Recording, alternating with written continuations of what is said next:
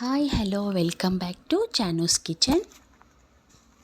ಬನ್ನಿ ಇವತ್ತು ಸೂಪರಾದ ರುಚಿಯಾದ ಪಪ್ಪು ಮಾಡೋದು ಹೇಗೆ ಅಂಥೇಳಿ ನೋಡೋಣ. ನಾನು ಶಾರ್ಟ್ಸಲ್ಲಿ ಅಪ್ಲೋಡ್ ಮಾಡಿದ್ದೆ, ಬಟ್ ಕೆಲವರು ಎಕ್ಸ್ಪ್ಲೇನ್ ಕೇಳಿದರು, ಅದಕ್ಕೋಸ್ಕರ ಮತ್ತೊಮ್ಮೆ ಮಾಡಿ ತೋರಿಸ್ತಾ ಇದ್ದೀನಿ. ಹಾಗಿದ್ರೆ ತಡೆಯೋಕ್ಕೆ ಬನ್ನಿ ನೋಡ್ಕೊಂಡು ಬರೋಣ. ಅದಕ್ಕಾಗಿ ನಾನೊಂದು ಕಪ್ನಷ್ಟು ತೊಗರಿಬೇಳೆನ ಇಲ್ಲಿ ತೊಳೆದುಕೊಂಡು ಹಾಕ್ಕೊಳ್ತಾ ಇದ್ದೀನಿ. ಜಾಸ್ತಿ ಬೇಕಂದರೆ ನೀವು ಜಾಸ್ತಿ ಹಾಕ್ಕೋಬೋದು, ಬಟ್ 1 ಕಪ್ ಇಲ್ಲಿ ಒಂದು 6 ಜನ ಊಟ ಚೆನ್ನಾಗಿ ಮಾಡ್ಕೋಬೋದು.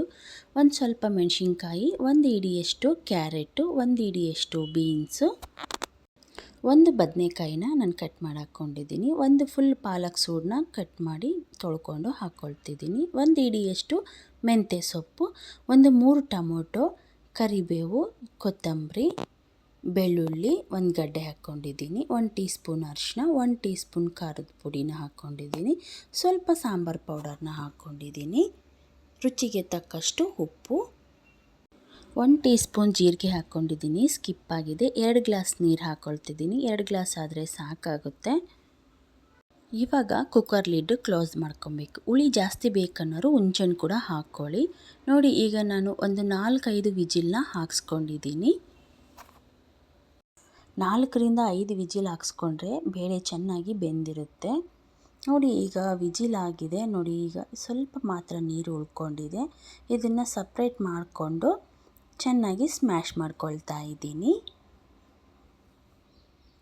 ಒಂದು 10 ನಿಮಿಷ ರೆಡಿ ಆಗಿಬಿಡುತ್ತೆ. ಎಲ್ಲ ಹಾಕ್ಕೊಂಡು ವಿಜಿಲ್ಗಿಟ್ರೆ ರೈಸು, ರೊಟ್ಟಿ, ಚಪಾತಿ ಎಲ್ಲದಕ್ಕೂ ಚೆನ್ನಾಗಿರುತ್ತೆ.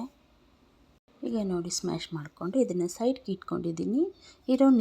ಬಂದಿರೋ ನೀರನ್ನ ಅದರಲ್ಲಿ ಹಾಕ್ಕೊಂಡಿದ್ದೀನಿ. ಒಗ್ಗರಣೆಗಾಗಿ ಸ್ವಲ್ಪ ಸಾಸಿವೆ, ಬೆಳ್ಳುಳ್ಳಿ, ಜೀರಿಗೆ, 2 ಒಣಮೆಣಸಿನ್ಕಾಯಿ, ಸ್ವಲ್ಪ ಕರಿಬೇವು ಸೊಪ್ಪನ್ನ ಹಾಕ್ಕೊಂಡಿದ್ದೀನಿ. ರೆಡಿ ಮಾಡಿ ಇಟ್ಕೊಂಡಿರುವ ಪಪ್ಪುಗೆ ಒಗ್ಗರಣೆನ ಹಾಕ್ಕೊಂಡಿದ್ದೀನಿ. ಇಷ್ಟು ಮಾಡಿಕೊಂಡ್ರೆ ಆಯಿತು, ನಮ್ಮ ರುಚಿಯಾದ ಟೇಸ್ಟಿಯಾದ ಪಪ್ಪು ರೆಡಿ ಆಗುತ್ತೆ. ಇದ್ರ ಜೊತೆಗೆ ಯಾವುದಾದ್ರೂ ಉಪ್ಪಿನಕಾಯಿ, ಹಪ್ಪಳ ಇದ್ದರೂ ಇಲ್ಲಂದರೂ ಸೂಪರಾಗಿರುತ್ತೆ. ಒಮ್ಮೆ ನೀವು ಟ್ರೈ ಮಾಡಿ, ನಿಮ್ಮ ಕುಟುಂಬಕ್ಕೆ ಪ್ರೀತಿಯಿಂದ ಬಡಿಸಿ. ಮತ್ತಷ್ಟು ವಿಡಿಯೋಗಳಿಗಾಗಿ ಚಾನೂಸ್ ಕಿಚನ್ಗೆ ಸಬ್ಸ್ಕ್ರೈಬ್ ಆಗಿ, ಲೈಕ್ ಮಾಡಿ, ಶೇರ್ ಮಾಡಿ, ಹೇಗಿದೆ ಅಂತ ಹೇಳಿಬಿಟ್ಟು ನನಗೆ ಕಾಮೆಂಟ್ ಮುಖಾಂತರ ತಿಳಿಸಿ. ವಿಡಿಯೋ ವೀಕ್ಷಣೆ ಮಾಡಿದ ಎಲ್ಲರಿಗೂ ನನ್ನ ಧನ್ಯವಾದಗಳು.